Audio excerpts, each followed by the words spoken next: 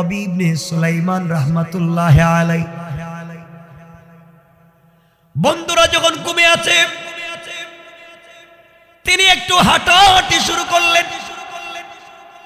হাঁটতে হাঁটতে আসর আর মাগরিবের মধ্যখান সময়ে একটা নদীর পাড়ায় তিনি পৌঁছে গেলেন। এমন সময় দেখা যায় নদীর পাড়ে একজন মহিলা কালো কাপড় দিয়ে, কালো বুরকা দিয়ে পা থেকে মাথা পর্যন্ত ঢেকে রেখেছে। রবি ইবনে সুলাইমান রাহমাতুল্লাহ আলাইহি দেখেন এই মেয়েটা নদীর পাড়ে একটা মরা গাদা পড়ে আছে, মৃত একটা গাদা। মেয়েটা এমন সময় তার শরীর থেকে একটা ব্যাগ বের করেছে, বস্তা বের করেছে, একটা ছুরি বের করেছে, চাকু বের করেছে। ওই চাকু দিয়া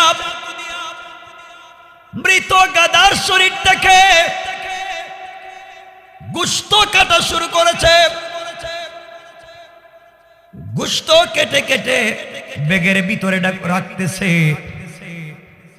এইভাবে দীর্ঘক্ষণ রাখতে লাগলো।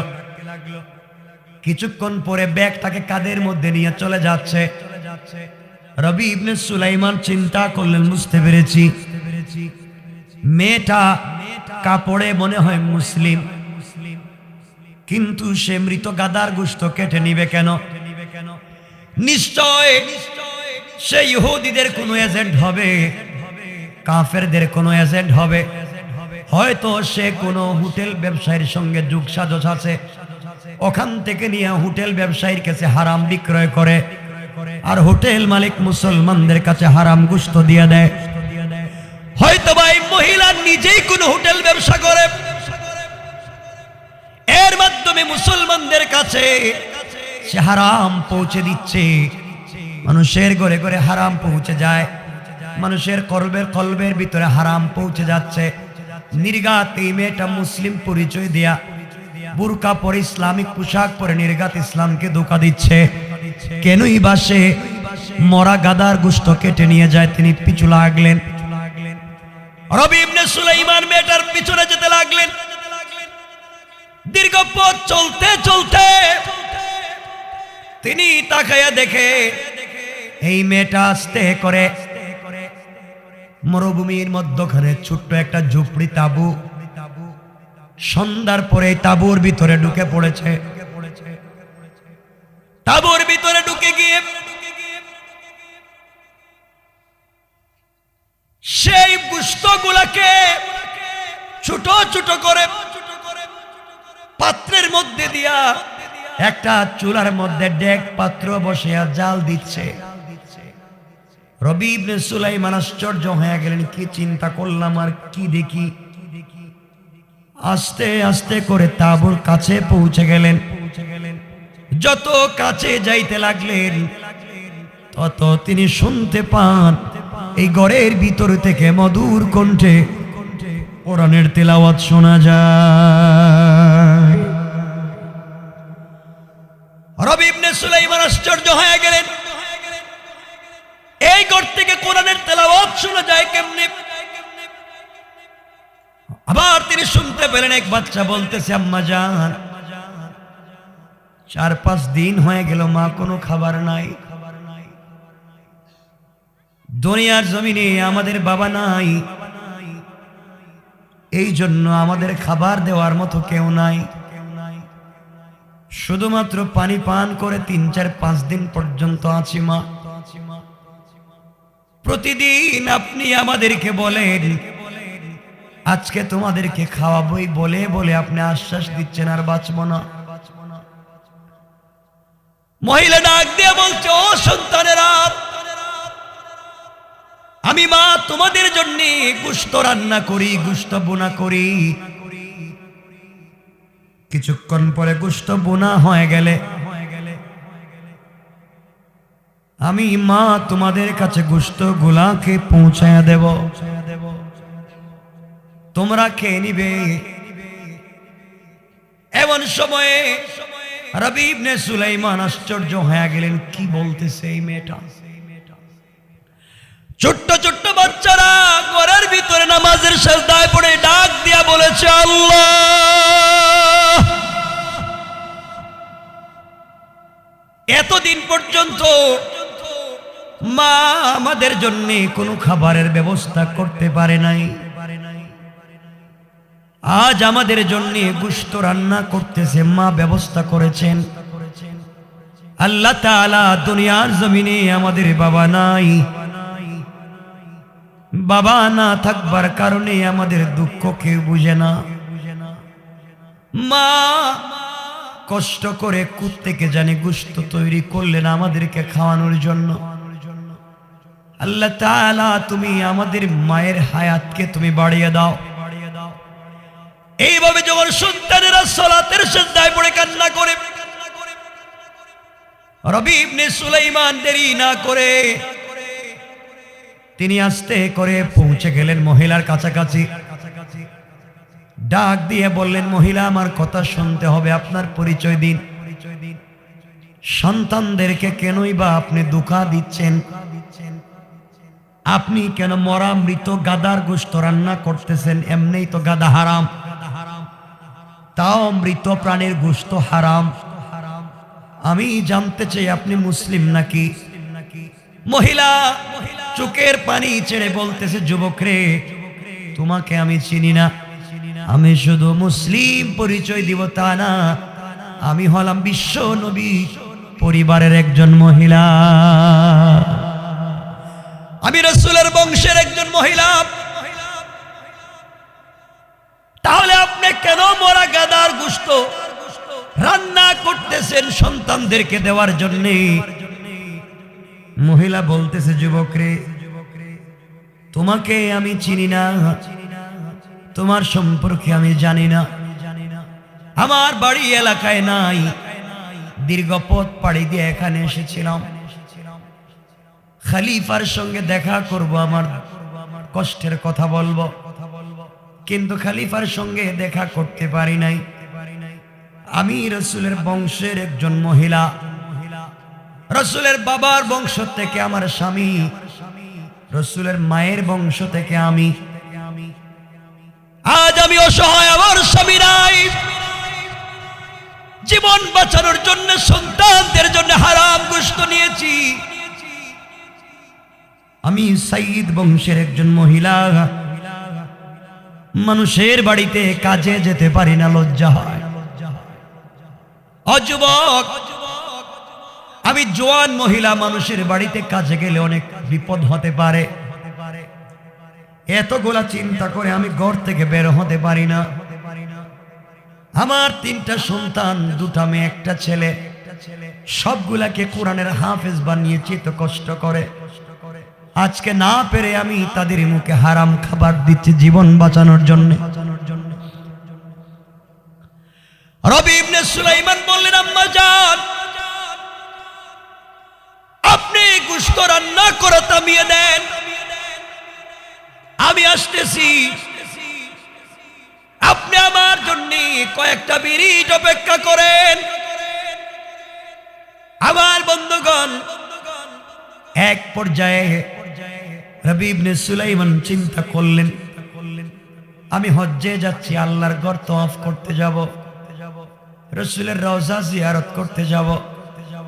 আমার নবী যদি ডাক দিয়া বলে, রবি রে, তুই আমাকে সালাম দিতে আসলি, আল্লাহর ঘর তওয়াফ করতে গেলে রাস্তার মধ্যে গরিব অসহায় মানুষ হারাম খায়, তাদের হালালের ব্যবস্থা করতে পারলে না।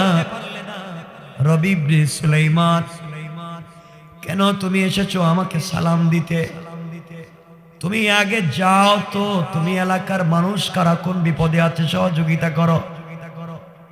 পয়গম্বরে আরবি যদি এই কথা বলেন, এতগুলা চিন্তা করে রবি ইবনে সুলাইমান তাবুর মধ্যে এসে টাকা পয়সা জমা করে বাজারে গেলেন, অর্ধেক টাকা দিয়ে রুটি কিনলেন, আটা কিনলেন, ময়দা কিনলেন, সবজি কিনলেন, গোশত কিনলেন, নিজের কাঁধের মধ্যে নিলেন, দৌড়তে লাগলেন তিনি মহিলার বাড়ির দিকে। মহিলার বাড়ির কাছে যাওয়ার পরে ভিতরে গিয়ে তিনি বলতে লাগলেন, আম্মা জান, আপনি এই মুহূর্তে নেন, খাবারগুলা তৈরি করেন। আপনি এই মুহূর্তে নিয়ে খাবারগুলা তৈরি করেন, গোশত রান্না করেন। ও আমার মা, আপনাকে বলতে চাই, হারামগুলাকে ফেলে দেন। এই খাবারগুলো আপনার 2-3 মাস যাবে। আপনাকে ক্যাশ কিছু টাকা দিয়ে গেলাম, এই টাকা দিয়ে আপনি আরো কিছুদিন চলবেন। আমার কথা মনে পড়লে আপনি একটু দোয়া করবেন, আপনাকে হারাম থেকে হালালের পথ দেখালাম। এই জন্য আল্লাহ বলছেন আমার তেলাওয়াতকৃত আলোচ্য আয়াতে, কিতাবুন আনজালনাহু ইলাইকা লিতুখরিজান নাসা মিনাজ যুলুমাতি ইলান নূর। আল্লাহ বলছেন যার কাছে কোরআন আছে, তার কাছে ম্যাগনেট আছে, তার কাছে লাইট আছে। কোরআন নামক লাইট, কোরআন নামক ম্যাগনেট, কোরআন নামক চুম্বক নিয়ে যদি কেউ জামালপুর বাজারে, ময়মনসিংহ বাজারে, শেরপুর বাজারে 500 দোকান থাকে, 100 দোকানওয়ালা যদি আজকে কোরআনওয়ালা হতো, হাফিজে কোরআন হতো, মুফতি মৌলানা আল্লামা হতেন, ব্যবসা করতেন, তাহলে আর যাই হোক তারা ওজনে কম দিতেন না। ঠিক কিনা বলে? আপনাদের কষ্ট হচ্ছে নাকি? তা কারণ আমার কথাগুলো শুনলে আপনাদের খারাপ লাগতে পারে। আমিও লম্বা করব না, কারণ আমার মনে হচ্ছে আপনাদের খারাপ লাগতেছে। সবার না লাগলে 2-4 জনের লাগতে পারে।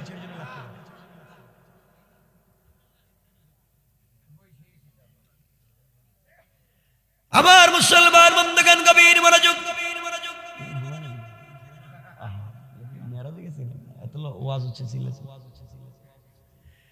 আমার মুসলমান বন্ধুগণ, গভীর মনোযোগ। রবি ইবনে সুলাইমান সব দিয়া তিনি পৌঁছে গেলেন তাবুর কাছে, গিয়ে বন্ধুদেরকে বললেন, বন্ধুরে, বেয়াদবি মাফ করবা, বেয়াদবি নিবা না, আমি তোমাদের সঙ্গে হজ্জে যেতে পারবো না। মনে বড় আশা ছিল নিজে হজ্জে যাব, রাসূলের রওজায় সালাম দিব, কিন্তু যাব না। তোমরা চলে যাও, আমার কিছু প্রয়োজন আছে, কারণ টাকা নাই, সব দিয়া দিছে। গরিবকে দান করে দিয়া রবি ইবনে সুলাইমান বন্ধুদেরকে বললেন, বন্ধুরে, তোমরা হজ্জে যাও, আমি হজ্জে গেলাম না, বিশেষ প্রয়োজনে বাড়িতে ফিরে যাই, তোমরা আসলে তোমাদের সঙ্গে আমার দেখা হবে। বন্ধুরা ডেকে বলছেন, রবি রে, তুমি না আমাদেরকে উদ্বুদ্ধ করলে, তুমি উৎসাহিত করলে, তুমি টাকা জমা করলে, তুমি গ্রুপ লিডার, তুমি যাবে না কেন? রবি ইবনে সুলাইমান আসল ঘটনা না বলে বললেন, বিশেষ প্রয়োজনে বাড়িতে যাব, বাড়িতে আসলে তোমরা দেখা হবে, আর দেরি করো না, চলো।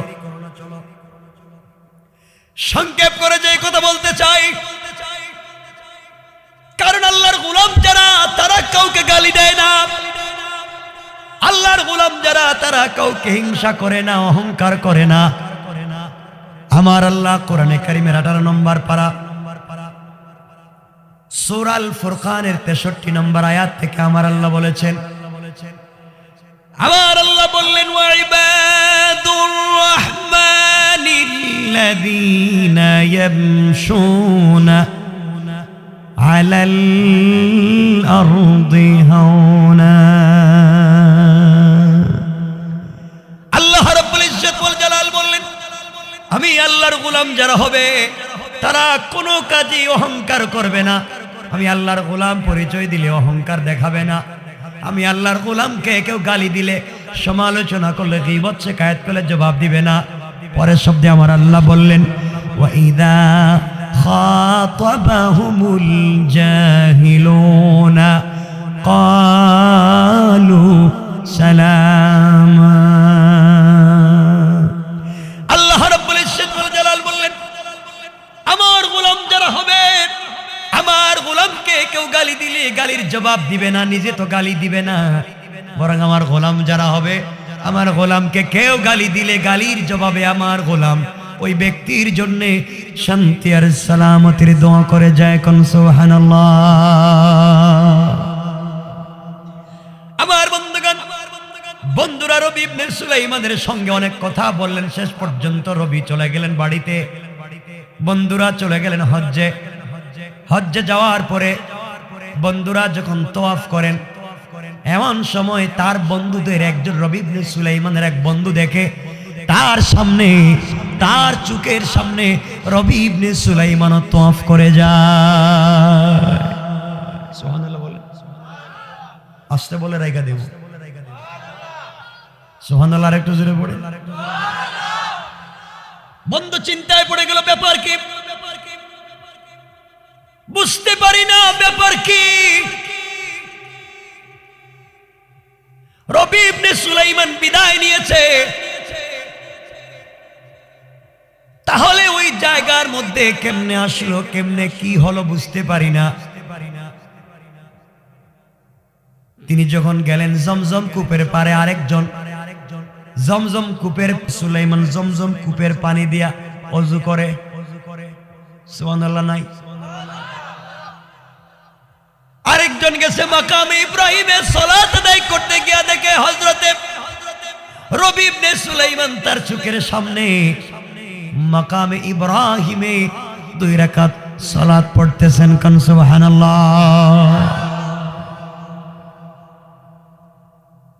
হজ্জের কাজ শেষ করে সবাই যখন এক জায়গায় বসলেন, একজন বলতেছে, বাইরে রবি আমাদের সঙ্গে কেমনে চিট করলো। ও বলল হজ্জে আসবে না, আমি দেখলাম আমার সামন দিয়ে তওয়াফ করে। আরেকজন বলছে আমি তো জামারাতে কঙ্কর মারতে দেখলাম। আরেকজন বলছে আমি তো তায়েফে দেখলাম। আরেকজন বলে আমি তো মিনায় দেখলাম। আরেকজন বলে আমি তো মাকাম ইব্রাহিমে দেখলাম। আরেকজন বলে আমি তো জমজম কূপের পাড়ে দেখলাম। সবাই কই দেখছে রবি ইবনে সুলাইমান তো আসলে বাড়িতে, কিন্তু সবাই বলতেছে তারা দেখছে রবি কিন্তু এখানে।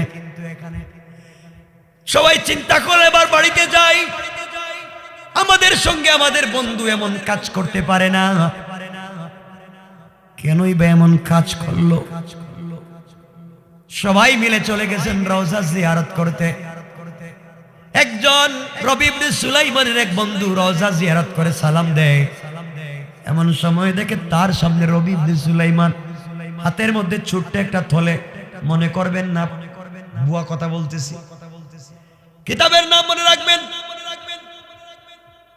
আশরাফ আলী তানবীউল মালফুজাতে হাকিম তৈয়ব সাহেব রাহমাতুল্লাহি আলাইহি উনার মালফুজাতে ঘটনাগুলো নিয়ে এসেছেন। এই জন্য আপনাদেরকে শুধু বিষয়ের সাথে মিলাইয়া বলতেছি। আমার বন্ধুগণ, আল্লামা জুলফিকার নকশবন্দি খুতুবাতে জুলফিকার নকশবন্দিতে আনছেন, এক পর্যায়ে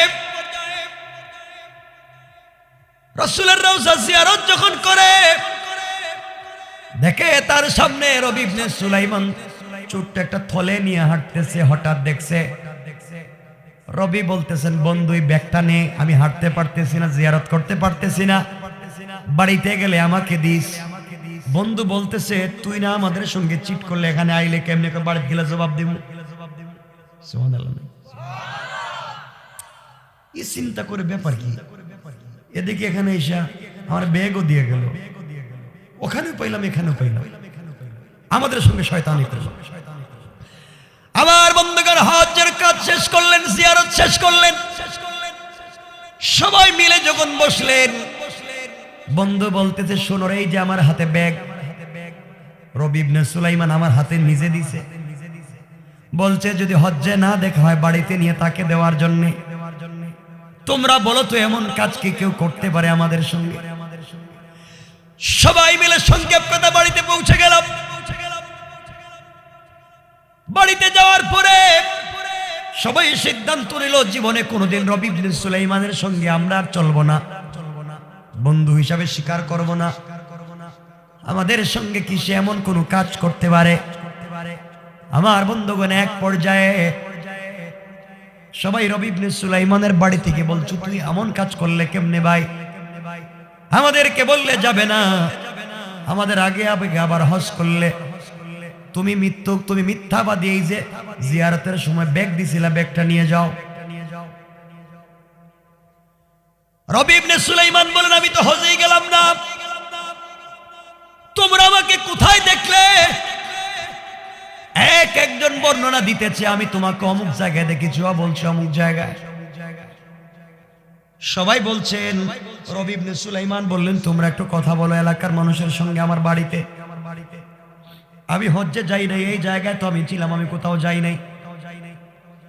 আমার বন্ধুগণ, এক পর্যায়ে সবাই যখন জানলো, পাবলিক বলে গ্রামে ছিল, গড়ের মহিলারা বলে রবি তো গ্রামে ছিল, তাহলে ওখানে কারে দেখলাম? কি আশ্চর্য ঘটনা ঘটে গেল, ব্যাপার কি? এগুলা চিন্তা করে রবি ইবনে সুলাইমান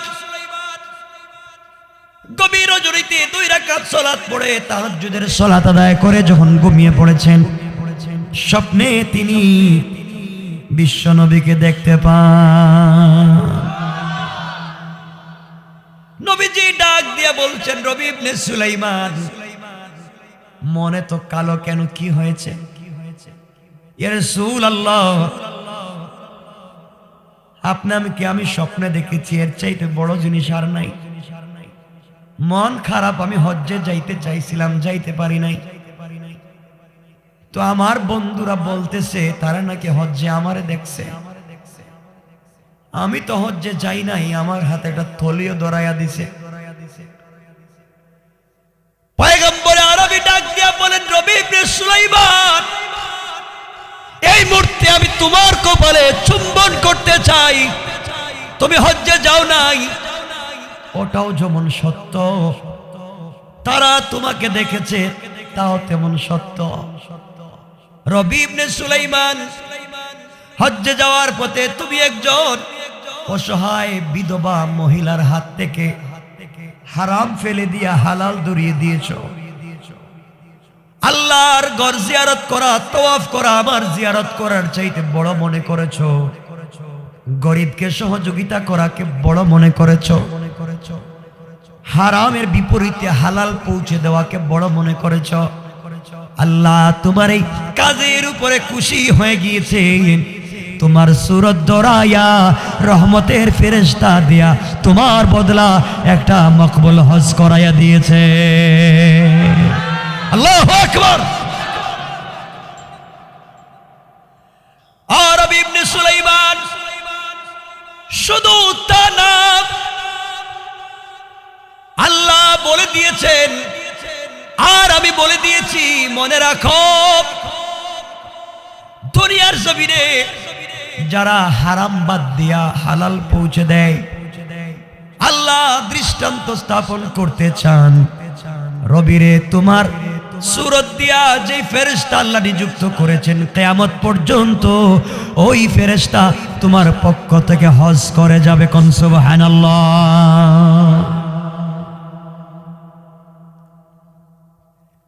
আরবি, এখন শুনো, তোমার বন্ধুরা যখন আমার সালাম দিতে আসলো রওজায়, তোমার উপরে আমি এত খুশি হয়েছি।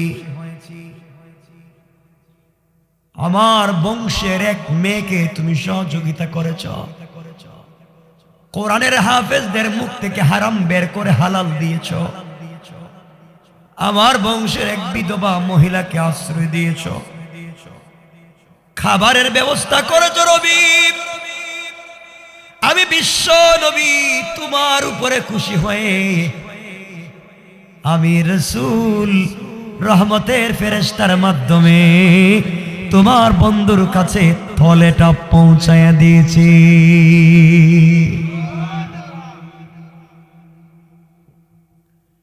আরবি, কিন্তু এত কিছুর পরেও মনে রাখো, আল্লাহ তোমার উপরে খুশি, কাজগুলা চালায়া যাও। খোঁজ নেও কে হারাম খায়, ফালাইয়া দিয়ে হালাল ধরাইয়া দাও। কিন্তু রবি, যত মানুষ হজে আসছে, যতগুলা মানুষ হজ্জে আসছে কারো হজ কবুল হয় নাই। রবি ইবনে সুলাইমানের ঘুম ভেঙে গেল, ব্যাপার কি? বিশ্ব নবীকে স্বপ্নে দেখেছি,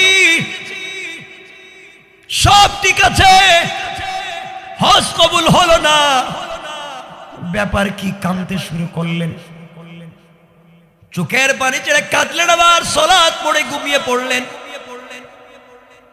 আল্লামা জুলফিকার নকশবন্দি লিখেন, রবি ইবনে সুলাইমান স্বপ্নে দেখেন তার মাথার কাছে একজন ফেরেশতা, পায়ের কাছে আরেকজন ফেরেশতা দাঁড়িয়ে একজন আরেকজনকে বলছে, কিরে এই লোকটারে চিনসনি?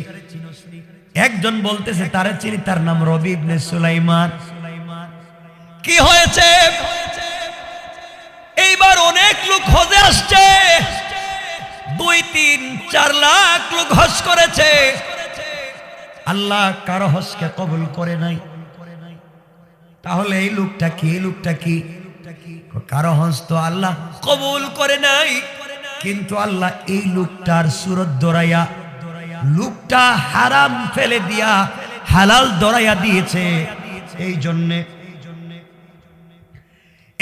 হারাম দরিয়ে দিয়ে হালাল দরিয়ে দিয়েছে। এই জন্যে আল্লাহ রাব্বুল ইজ্জত ওয়াল জালাল তার চেহারায় একজন রহমতের ফেরেশতা দিয়া হজ করাইছেন, আর আল্লাহ তার হজকে শুধু কবুল করেছেন, আর তার কবুলের কারণে তার মাধ্যমে তার ওসিলায় গোটা হজকারীর হজকে কবুল করে নিয়েছেন। কোন সুবহানাল্লাহ।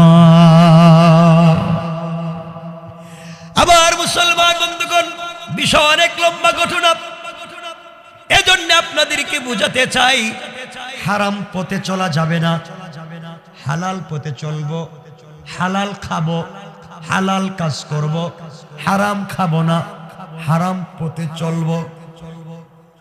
বলেন না?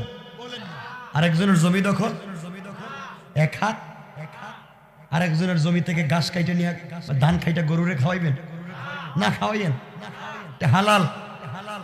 আরেকজনের জমির লাউ নিয়ে কাইটা কাউরে খাওয়াইবেন? এগুলা করেনি? এরা তো অলিয়া উলিয়া দেখতেছি, এগুলা করে কি দিছ? মহিলাদের পর্দার বিষয়ে কথা বলে, বাবা এতক্ষণ তো কইলামই, রাত্র হয়ে যাচ্ছে 1টা। আমি বুঝি তো, চলো আমি দেখো কত মানুষের ভিতরে আগুন জ্বলতেছে, চলো কইতেছে, শোনো কি বলতে চাই বুঝো। বসে আছেন ভালো লাগতেছে, উঠলে আমি রেখে দিই, আপনারা উঠবেন নগদ রেখে দিন না, আর সালানি না। বলতে চাই, হারাম কাজ করা যাবে, হালাল করবেন তো ইনশাল্লাহ? বলেন বলেন, আওয়াজ করে বলেন ইনশাল্লাহ।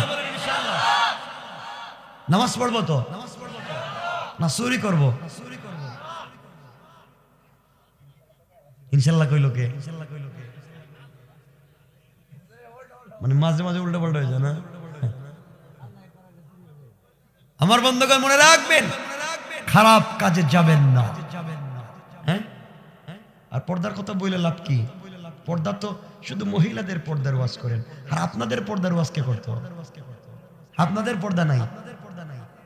আপনারা যে বউরে জীবনে ভাল লাগে না, আপনাদের জীবনে বউরে ভালোবাসে না, শুধু তাদের চৌকে ভাবিরে ভালো, ঠিক কিনা? এটা ঠিক কর, এটা তো খারাপ কাজ, এটা ঠিক হইল কেমনি?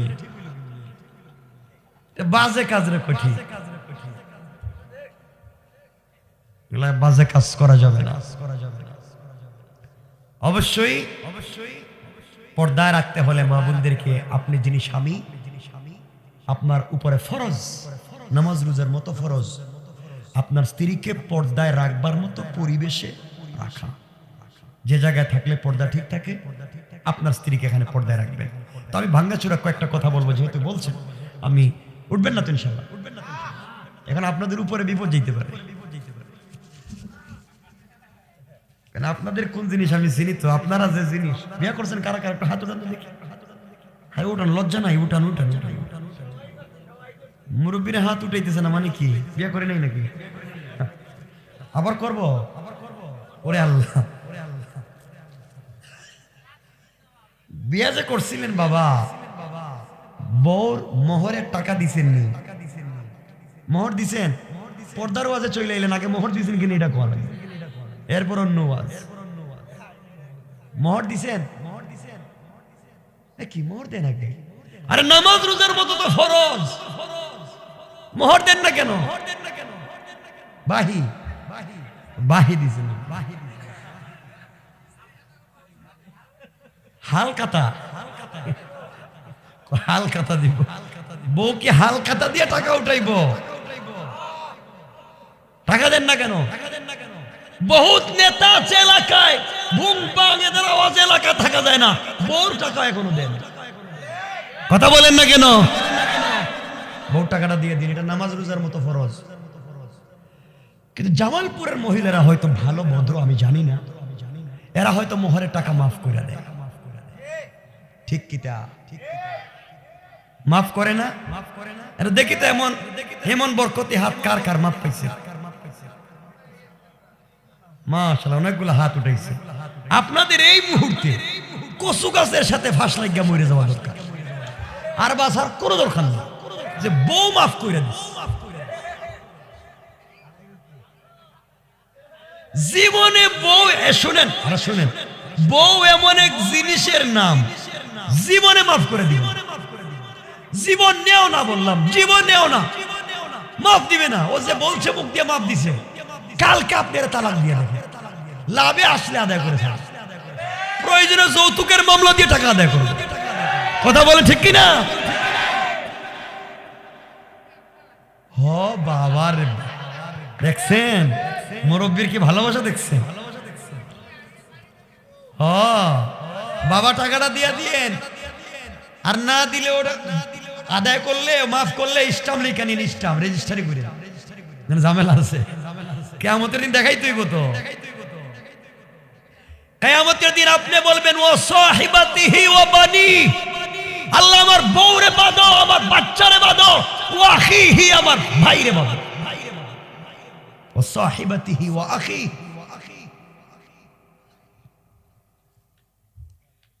এজন্য মোহর দিয়া দিয়েন বলেন না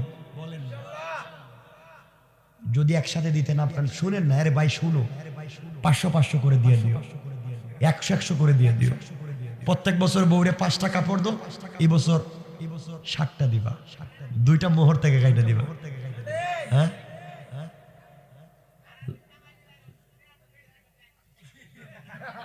কি কইছে সারাদিন কি বুঝি না ভাষাটা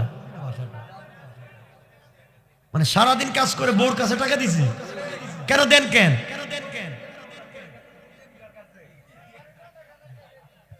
শুনে না তো বলতে চাই কি শোনো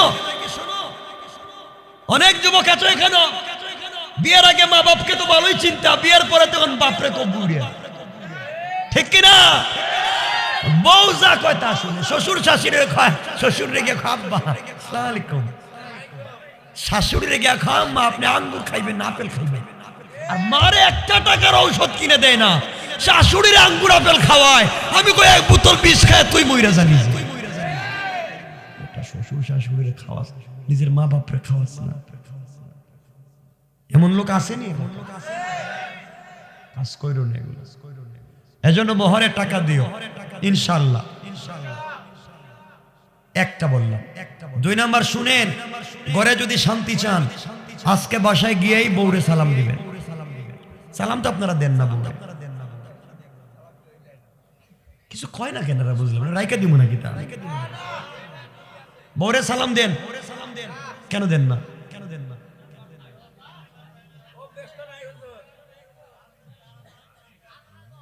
জানবে না কে বাচ্চা তো প্রোডাকশন দিছে মোটামুটি 1 দর্জন জানে না বউরে সালাম দিব কেমনি কোন কথা কোন আপনারা ইসলামের প্রথমই তো হচ্ছে আফসুস সালাম সালাম পৌঁছে দাও শামাইলে তিরমিজিতে আমাদের কলিজার টুকরা মা আয়েশা সিদ্দিকা বলছেন ওয়াল্লাহি আল্লাহর কসম আমি আমার স্বামী বিশ্বনবীকে সালাম দেওয়ার বহু চেষ্টা করেছি কিন্তু নবীজির আগে নবীজিকে সালাম দিতে পারি নাই সুবহানাল্লাহ বলেন নবীজি বউদেরকে সালাম দিছে, নবীজি নিজে বউকে আগে সালাম দিছে, তা আপনি দেন না কেন? এজন্য আজকে বাসায় গিয়ে সালাম দিবেন, কিছু না করলে রেখে দিন, বলেন ইনশাআল্লাহ। বউরে তো বানাইছেন কাজের বুয়া, বউরে বানাইছেন কাজের বুয়া। সকালে বউ ঘুম থেকে উঠছে, রান্না করো, ঘর পরিষ্কার করো, বাথরুম ওয়াশ করো, বাচ্চাদের পরিষ্কার করো, 14 গোষ্ঠীর রান্না তৈরি করো। হ্যাঁ, গরু ছাগল থাকলে তা দেখো, হাঁস মুরগ থাকলে তা দেখো। এরপরে বাচ্চাদের টিফিন তৈরি করো, বাচ্চাদেরকে নিয়ে স্কুলে যাও, বাচ্চাদেরকে স্কুল থেকে এনে পড়ায় বসাও, এরপরে আবার রান্না করে খাওয়াও, এরপরে আত্মীয় স্বজন আসলে তাদেরকে খাওয়াও, মেহমান আসলে তাদেরকে খাওয়াও। এগুলা করতে করতে বেচারি যে না খাইয়া কখন ঘুমিয়ে গেছে রাত্রে, একটা জামাই রাত্রেবেলা বউরে জিগায় না। কথা কন দেখেন, বউরে কখন জিগাইছিলেন যে বউ তুমি কি খাইয়া ঘুমাইছো?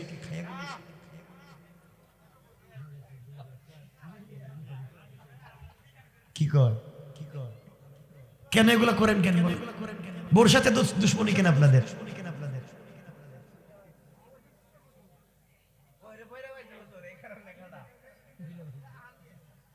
কি কয় বুঝি না, কি কোন আপনাদের ভাষাটা বুঝতেছি না। জামালপুরের ভাষা তো বোঝার কথা। শোনেন কি বলতে চাই, অবশ্যই নিজের স্ত্রীকে সময় দিবেন, নিজের স্ত্রীকে ভালো রাখবেন। শুধু স্ত্রী পর্দায় থাকলে হবে, শুধু স্ত্রী পর্দায় থাকলে হবে না। অবশ্যই স্ত্রীকে পর্দায় রাখতে গেলে আপনাকেও ভালো মানুষ হতে হবে। আপনারা তো এখন দেখবেন বউ বিয়ে করার সময় স্ত্রী চায়, এমন একটা স্ত্রী আমার দরকার। স্ত্রী হবে একমাত্র রাবিয়া বসবে, ভদ্র মানুষ। আর হে শয়তানের দাদা, জীবনে এমন কোন শয়তানি নাই যা করে নাই।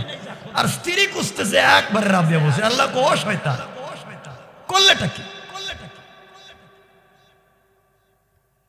এজন্য আল্লাহকে আসতে পরিবারকে শান্তির পরিবার বানাতে হলে নিজের থেকে তৈরি করতে হবে। স্ত্রীকে পর্দা শিখাতে হবে, নিজের মেয়েকে পর্দা শিখাতে হবে, নিজের মাকে পর্দা শিখাতে হবে, নিজের বোনকে পর্দা শিখাতে হবে। পর্দার নাম বুরকা নয়, আবারও বলছি, পর্দা মানে বুরকা নয়। বর্তমান সমাজের বুরকা এটা ফ্যাশন। পর্দা মানে হচ্ছে মাথা থেকে পা পর্যন্ত যে পোশাক ছেড়ে দিলে শরীরের কোনো অঙ্গ প্রত্যঙ্গ দেখা যায় না, তার নাম পর্দা, তার নাম পর্দা। আর যে পোশাক পরবার পরেও বেশি স্মার্ট মনে হয়, রাস্তা দিয়ে বের হলে যুবকেরা তাকায় থাকে, এই সমস্ত পোশাক পর্দা নয়, বরং এটা পরিহার করা হারাম। পরিহার করা হারাম। মেয়েদেরকে ব্রু প্লাক করা হারাম, ব্রু প্লাক হারাম, বলেন না। আলগা চুল, অনেক মেয়েদের চুল কম মাথায়, আর আলগা চুল লাগায়, হারাম। ব্রু প্লাক হারাম, আলগা চুল হারাম। মেয়েরা কি করতে পারে? মুখে লিপস্টিক লাগাতে পারে, পারবে? না কেন? হারাম কয়। ইসলামের কোন জায়গায় আছে ভাই? বলতেছি একটা একটা করে। আপনার জন্য মুখে লিপস্টিক লাগানো হারাম, আর মহিলারা হচ্ছে জিনা, হুন্না লিবাসুল লাহুম। তোমার পোশাক তোমার আনন্দের জিনিস, তুমি কেমনে সাজাবা তুমি জানো। এজন্য স্ত্রীরা যদি মুখে লিপস্টিক লাগায় হারাম না, হালাল। রাসূল পাকের একটা হাদিসে আসছে তাবরানীর, মেয়েদের হাতের নখ পায়ের নখ খালি থাকুক, নবীজি পছন্দ করেন। অর্থাৎ এদের রূপগুলাতে কালারিং থাকুক, মেহেদি লাগায়। মেয়েদের পায়ে মেহেদি লাগানো নাজায়েজ, নাজায়েজ না তো, এরা সৌন্দর্য। মেয়েরা পায়ে মেহেদি দিবে, মেয়েরা হাতে মেহেদি দিবে, আপত্তি আছে? কিছু বলেন না কেন? কারো কাছে কোনো মাসআলা জানা থাকলে বলেন। কেন পুরুষ না মহিলাদের ওয়াজ করতেছি? মহিলাদের, পুরুষদের ওয়াজ করতেছি। আবার দেখেন, মহিলারা চুলে কালার করতে পারবে, চুলে কালার, লাল, নীল, সবুজ, হলুদ, যত কালার দুনিয়া আছে সব কালার করতে পারবে, শুধু কালো ছড়া। শুধু কালো, কালো কালার করা যাবে, বলেন হারাম। খিজাব দেওয়া, অনেক মুরব্বীরা খেজাব দেয়, দাড়িতে দেয়, চুলে দেয়, হারাম। কালো করা যাবে না, আপনি অন্য যে কোনো কালার করেন, এরা তো টিকটক করার জন্য বলছেন। হারাম, মেয়েদের চুলে কালারিং করা জায়েজ, তবে রাস্তায় বের হওয়ার জন্য নয়, শুধু স্বামীকে দেখানোর জন্য।